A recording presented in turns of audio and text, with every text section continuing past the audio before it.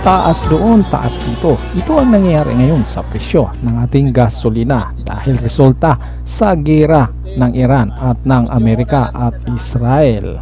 Ngayon, nagsabi ng DOE na nagbibigay sila ng kontrol sa presyo ng gasolina. Ang tanong, sumunod ba ang nagtitinda?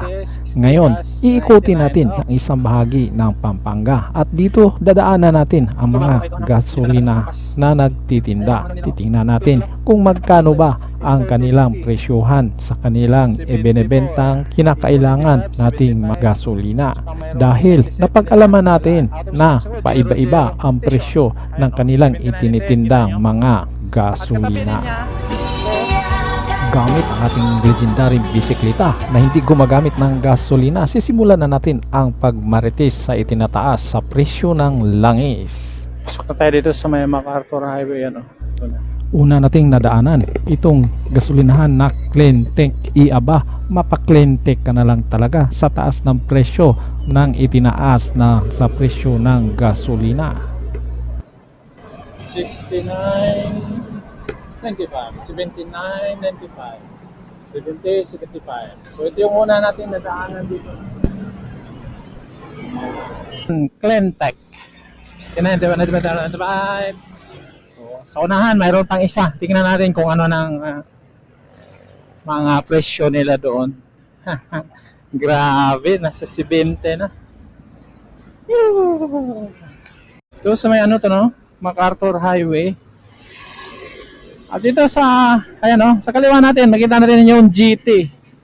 Ayan, nakita ba? Yung GT naman ay 73, 63.95, 64.75. Oh my goodness. Hindi ko lang alam ano yung mga nila, no? Tatlong klase lang naman yung gas lagi, no? Ayan, no? Siyan sa GT. Grabe. Nakakalula. Ito naman sa kabila, ayan yung Petron.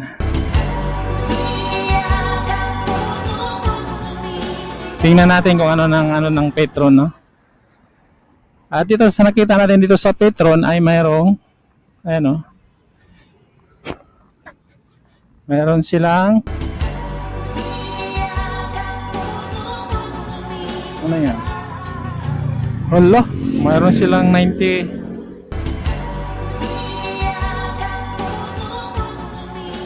Teka lang, napita na rin. Ito yung sa Petron, no? Ayan, no? Diesel 7960, turbo diesel 81, extra advance 67, tapos excess 60, gas 99. Oh, sa Petron to, ha. Ito ay kinukunan lang natin yung mga nakapaskil nilang mga presyo sa mga gasoline station. Yun ang sa Petron. Doon yung sa GT, yun, no?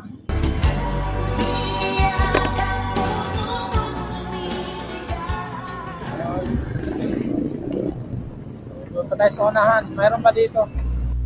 At sa ating mga nadaanan na nagtitinda ng gasolina, nakikita natin na hindi pare-parehas ang presyo nila.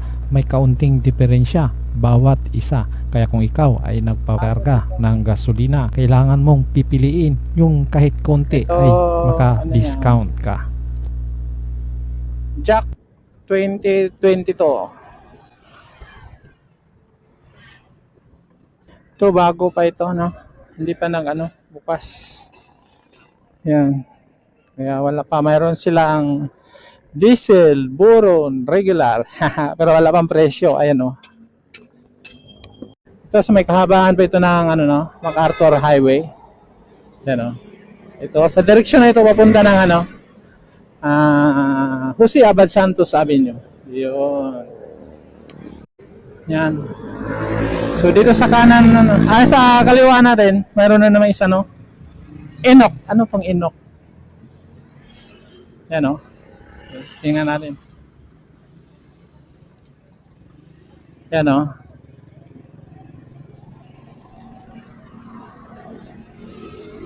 Sa Inok. Ayan yung nila, oh. Pulang-pula. Pulang-pula yun. 8450. 74, Eco 95, 75, tsaka mayroong yung 97 nila, wala, out of stock siguro, 00. Yan, di ko alam kung ikailang station na ito, no? So magkaiba-iba yung presyo nila. Hindi sila pare-parehas. Yan, yung presyo niya. So, punta pa tayo doon sa iba. Oh my goodness. Kahit hindi apektado, sabihin natin nagbibisikleta tayo, hindi tayo apektado dito sa gasolina, sa gasolina. Pero lahat apektado ng mga nangyayari ngayon, no? Pagtataas nitong mga ano natin. Yan. So dito, mayroon naman dito, no? So ito, tingnan natin to. Ano bang gasolinahan nito? Jid Blue. May Jid Blue. Ayan, o. Tingnan natin. Ang nakalagay dyan ay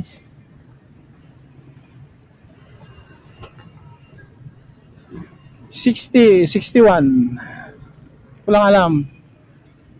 Ayan o, 60.61. Kita nyo? Sabi dito sa may power plug. Ngayon sa likod natin, power pin. Ayan o. 60.50. So tinitignan lang natin yung mga nakapaskil, no, ng mga presyo nila. Kasi ito, power pill yan sa likod natin na gasolinahan, ito yung presyo nila, 70.90.61, no? So yan. So magkatapat ng itong gasolinahan na ito dito. Ayan, no. Dito, so dito. So punta pa tayo doon sa iba. Ito lang yung last na gasolinahan ang madadaanan natin papasok ng San Fernando downtown. Kaya didiretso na tayo sa may Capitol Boulevard. Titingnan natin doon. We deliver. So ngayon dito pa tayo sa may ano na ito, no? Capitol Boulevard. At yung nadaanan natin kanina na ikalawang GT, yun lang yung pinaka malapit na gas station dito sa may ano, no? San Fernando downtown, malapit sa SM. Yun lang yung pinakamalapit, karamihan doon, nakapaligid lang. May distansya, no? Kalayan yung mga ano, sa higit sa kilometro. Yun lang yung pinakamalapit doon sa sentro ng downtown, yung GT na yun. At ngayon, mayroon na naman dito. Ito, ano yan? Diesel, 79, 68, 67. Ano yan? Star 88 gas station. Ayan o, 79, 88, kita nyo.